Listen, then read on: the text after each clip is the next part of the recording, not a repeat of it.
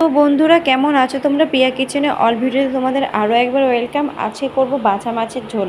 হ্যাঁ, বাঁচা মাছ হচ্ছে গঙ্গার মাছ, খেতে অসাধারণ, বাচ্চাদের জন্য খুবই একটা ভালো মাছ। এই মাছে কোনো কাঁটা নেই। আমি তো খুব ভালোবাসি, সাথে আমার ছেলেও। যেহেতু একটু কাঁটা এর মধ্যে নেই, খেতে কিন্তু খুবই সুন্দর মাছটা। তো বাঁচা মাছটা দিয়ে আমি আজকে একটুখানি ঝোল করব আলু দিয়ে নর্মালি।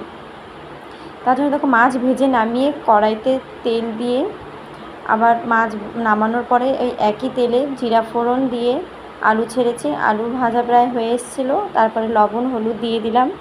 দিয়ে এখানে বেটে রেখেছি মশলা। এখানে আদা বাটা, জিরা বাটা, শুকনো লঙ্কা বাটা আছে, দুটো কাঁচা লঙ্কার সাথে।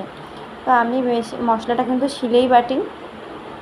এরপর মশলা কষানো হয়ে গেলে আমি তো জল দিয়ে দেবো। জল দিয়ে তারপরে একটু ফুটতে দেবো 5 থেকে 10 মিনিট। আলুটা প্রায় ভাজার সময় সেদ্ধ হয়ে গেছিলো, বেশি ফুটলে চলবে না, তার জন্য অল্পই ফুটলো।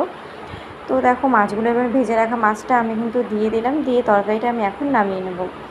আর সত্যি কথা বলতে, মাছটা যেমনি খেতে টেস্ট ছিল, তরকারিটা খুব সুন্দর হয়েছিলো। আজকের ভিডিও এই অবধি। বাই বন্ধুরা।